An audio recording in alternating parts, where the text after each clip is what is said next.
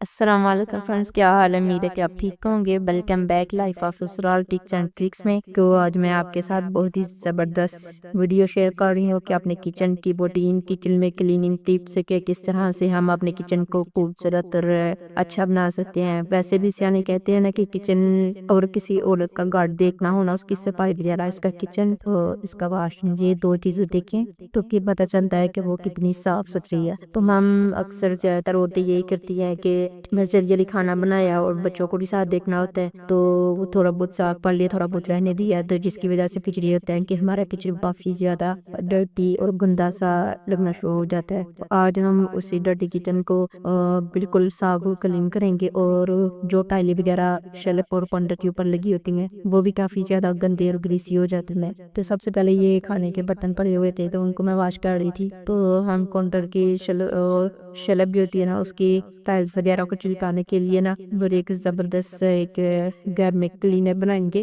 तो उससे ये होगा कि बिल्कुल फ्री ऑफ कॉस्ट होगा।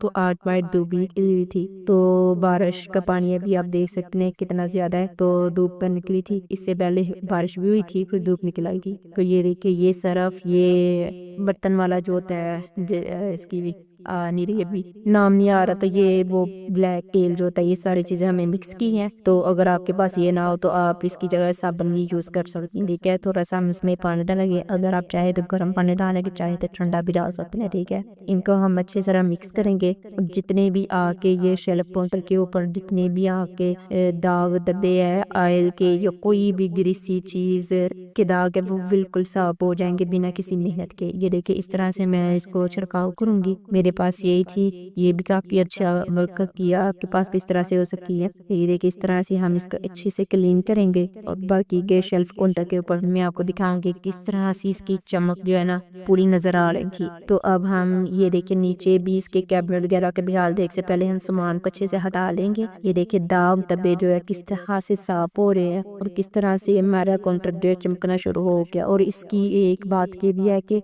ये इसकी खुशबू भी बहुत अच्छी आ रही थी।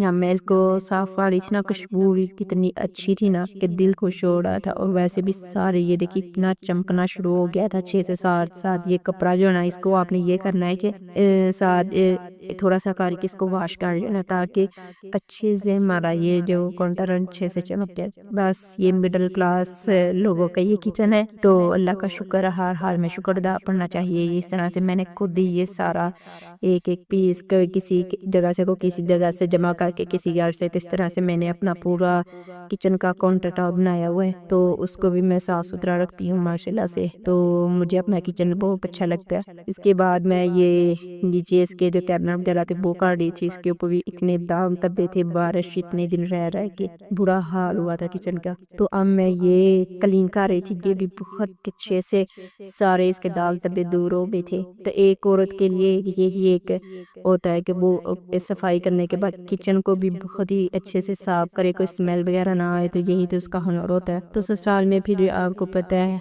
अगर जरा सा भी कोई काम ना टाइम पे ना हुआ हो तो कितनी हमें बातें सुननी पड़ती है। तो बस ये आप अपने काम के साथ साथ अगर आप कुकिंग वगैरह कर रही है ना, तो जिस तरह के मतलब कि मैं कोई सब्जी वगैरह रेडी करनी है, मसाला वगैरह बन गया सारा कुछ, वो काम खत्म हो गया कचरे वाला, फिर आपने बस चूल्हे के ऊपर काम करना है, तो साथ बो रहा के ना मसाला साथ में चूल्हे के ऊपर भून जा रहा है, तो आप साथ साथ किचन की सफाई भी इस तरह से हल्की फुल्की, ऊपर से काउंटर की सफाई भी साथ साथ कर सकते, मिल के फ्री खड़े होने से अच्छा है कि आप इस तरह कर दो।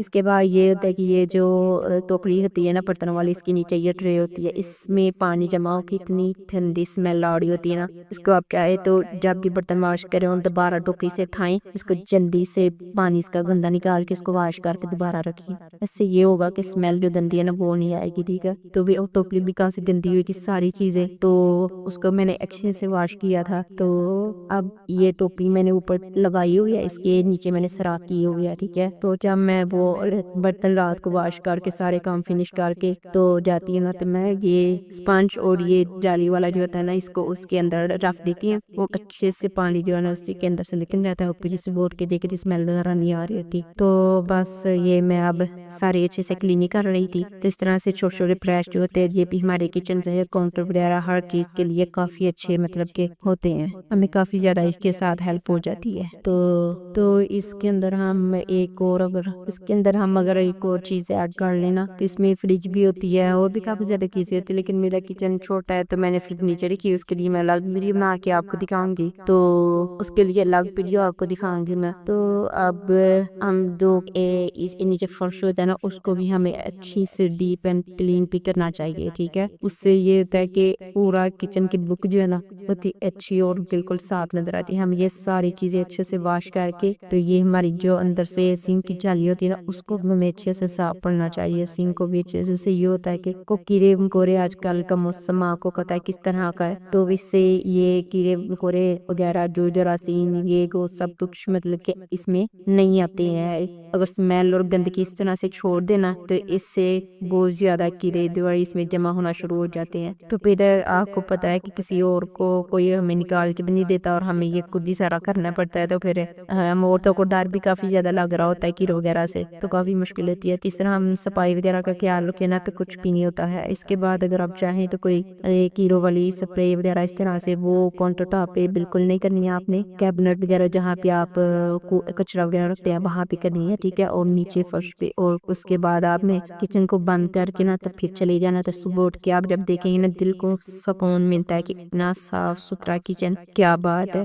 तो इस तरह कोई आपका किचन देखेगा ना तो आपकी सास भी आपकी दीवानी हो जाएगी और भी लोग आपकी तारीफ करेंगे, ठीक है। ये देखिए इस तरह से हम पोछा लेंगे और उसके साथ ही इसको अच्छे से रगड़ेंगे और इसके बाद वेपर लगा के इसको अच्छे से क्लीन कर लोगे। यही हमारे घरेलू औरतों की ड्यूटी होती है जो हमें अच्छे से सब अंजाम देनी होती है। तो सफाई वैसे भी निस्बी ईमान है, तो हमें खुद का भी बहुत ज्यादा ख्याल रखना चाहिए और सफाई का भी। और वैसे भी हमें हर चीज साफ सुथरी बना के खाएं तो फिर ही हमारी सेहत भी अच्छी रहती है। तो उस तरह से मैं ये सारी चीजें अपनी अपनी जगह पे फिक्स कर रही थी। तो फिक्स करने के बाद मैं आपको पूरी ये किचन की लुक दिखाऊंगी कि किस तरह से इसकी पूरी लुक चेंज हो गई थी। मतलब कि इतना दिल को सुकून हो रहा था। पहले इतना गंदा था, बारिश हो रही थी काफी दिनों से, बस जल्दी जल्दी खाना बनाती थी और नीचे चली जाती थी मैं। तो मेरा किचन ऊपर है तो मुझे फिर इस तरह रोज मैं डेली करती थी, तो इस तरह छोड़ देती थी, सफाई नहीं करती थी, तो काफी ज्यादा गंदा हो गया। उसके बाद हम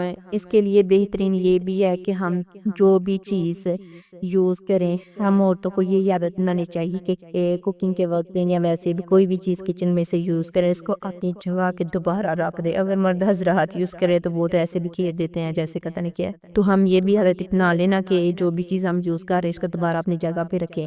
तो और साथ साथ एक ये भी कि साथ साथ हम जो कुकिंग कर रहे हैं ना, साथ साथ बर्तन भी वॉश करें। इससे ये होगा कि ना तो हमारे किचन में ज्यादा बर्तन जमा होते हैं और ना ही हमारी ज्यादा चीजें बिखरती है। तो ये हमारे लिए इजी होता है और हमारे लिए फायदे वाली बात है कि हमें जल्दी जल्दी हमारा जो काम है ना वो खत्म हो जाता है। हमारा अगर कोई आ भी जाए ना तो हमारा किचन जो नहीं इतना डर्टी और गंदा नहीं लगता है। तो ये कुछ टिप्स एंड ट्रिक्स थी, आप भी अगर इनको फॉलो करें तो उम्मीद है कि आप भी अपने किचन को बहुत ही साफ सुथरा और अच्छा रख सकती हैं। और ये जो कपड़ा मैंने क्लीन के लिए यूज किया था, आप इसकी हालत देख सकते हैं कि किस तरह से ये ग्रीसी गंदा काला हो गया है। तो अब मैं यही जो मैंने बनाया हुआ था लिक्विड वो ही इसके ऊपर अच्छे से करूंगी स्क्रब।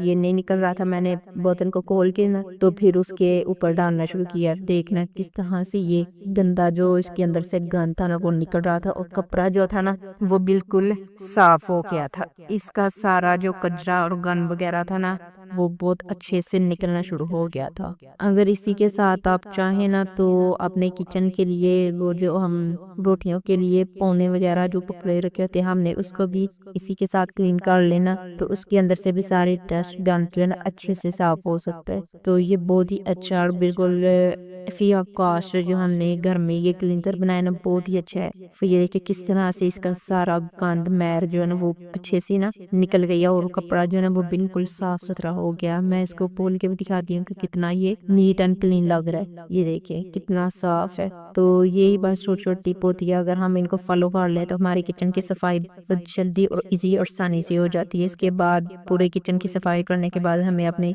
हैंड भी अच्छे से वॉश करने चाहिए, और क्योंकि हमारे हाथों पे भी जरासीम वेक्यूम वगैरह लगे होते हैं, तो इससे ये होता है कि अगर हम ना हाथ साफ करेंगे ना तो हमारे हाथों के ऊपर भी लज्जे वगैरह होना शुरू हो जाती है। कुछ औरतों को इस तरह से मसला होता है। ये आप देख सकते हैं कि कितना प्यारा और खूबसूरत और शाइन कर रहा है। ये देखिए आप, चूल्हे को भी हमने इसकी कार अच्छे से साफ किया था और नीचे से भी पूरे जो बाकी का सारा एरिया उसको भी अच्छी से क्लीन कर लिया। नीचे से कैबिनेट वगैरह पूरा किचन बहुत अच्छा नजर आ रहा है, दिन को सुकून मिल रहा है। तो ये थी मेरी आज की वीडियो, मेरी आपको जरूर पसंद आई होगी। तो मिलते हैं किसी अच्छी सी नई वीडियो में, तब तक के लिए अल्लाह।